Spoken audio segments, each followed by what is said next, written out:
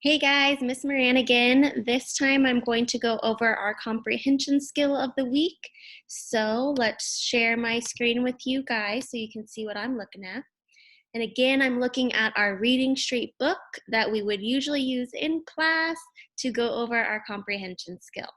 So you can see right here, our skill this week is author's purpose. This is one that we haven't really done a lot because it's pretty simple for you guys. So if you remember from our comprehension video, it was this right here. What is the purpose?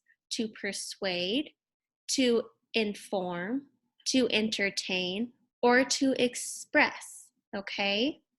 So if we go through this, it says, sometimes authors tell you their purposes for writing. They write them to inform, entertain, persuade, or even express an opinion. We do a lot of this in our writing. We mostly do the informational writing and the opinion writing, okay? An author can write to try to persuade you to think or do something by using loaded words or strong words. Use what you learned about author's purpose in a graphic organizer like the one below as you read New York City, then write a paragraph explaining the author's purpose. This is optional for you guys. I am going to go through the story and go over some of the facts from the article that lets us determine the author's purpose, okay? And after this, we will have an activity that we would actually like you to do. So this part is optional. So if I go over here to this story, you can see that it's going to be about New York City. And we could guess, because there are real pictures here, that it might be informational. They're trying to inform us. That's our guess, but we don't know for sure because we could have a story about New York City that's telling us an opinion about New York. Maybe they're telling us a funny story about New York. So this was just my guess here. So let's go ahead and start reading the story. You can follow along with me. I'm going to talk to you into coming, let me start over. I'm going to talk you into coming to New York City. Oh, it tells us right there in the first sentence what his purpose is. Right here, he's trying to persuade us to come to New York City.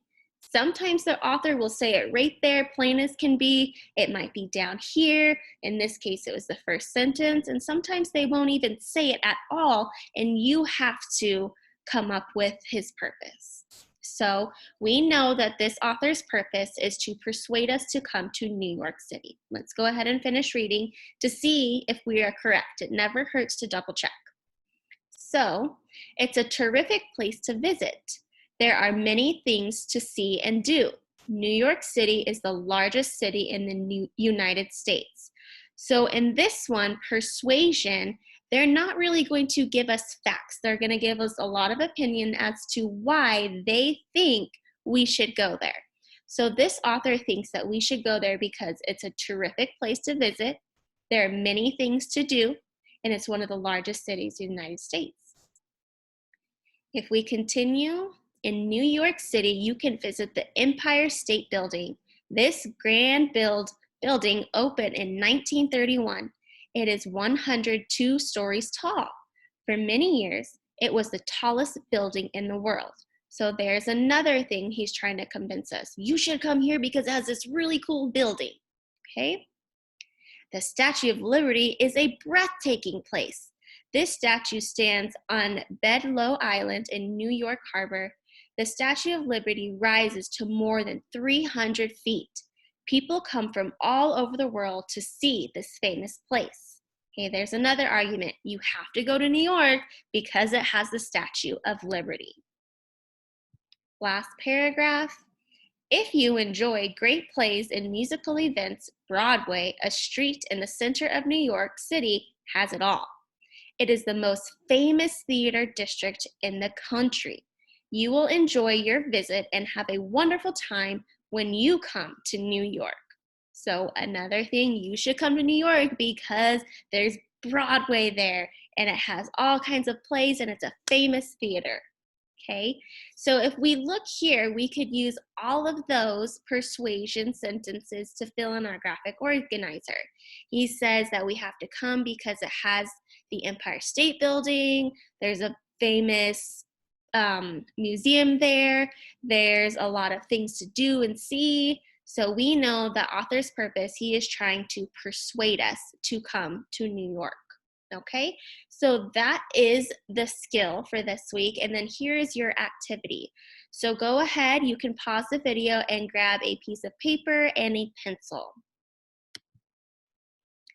So here's another page from our packet, author's purpose. If we go over this again, the author's purpose is the author's reason for writing, okay? What are you trying to tell your readers? When we did Suki's kimono, what were we trying to tell our readers about Suki's kimono? Okay, we were giving ways that she was different than most, right? She didn't care what people thought about her, and she was really proud of her heritage. When we were talking about I Want to Iguana, give your opinion on whether you think Alex is ready to have an iguana. Why are you writing that?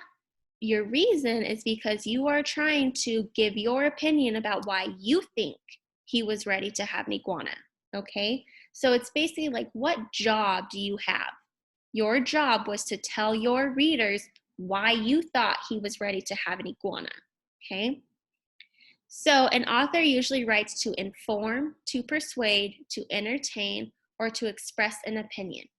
To inform, those are typically our nonfiction books that we see. This can also be a newspaper. It could be the news. Those would be inform. To persuade, those are opinions, okay? Entertain, those are our fiction books. They tell a fun story that people would enjoy. So our directions, read the following passage. Philadelphia is a wonderful place to visit.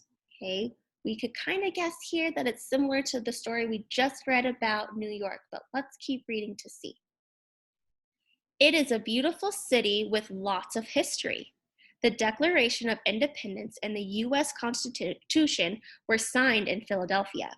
You can tour Independence Hall, where these documents were written. The downtown area has several beautiful parks. You can sit in the park and hear live music while you eat ice cream and watch people. Philadelphia has theaters, concert halls, great restaurants, and stores. You can always find something interesting to do in Philadelphia. Okay, so we know right there that this author is trying to persuade us to come to Philadelphia. So the directions are, this is where you need your paper and pencil. You can go ahead and draw this graphic organizer. This is known as a top-down topic web, or at least part of it.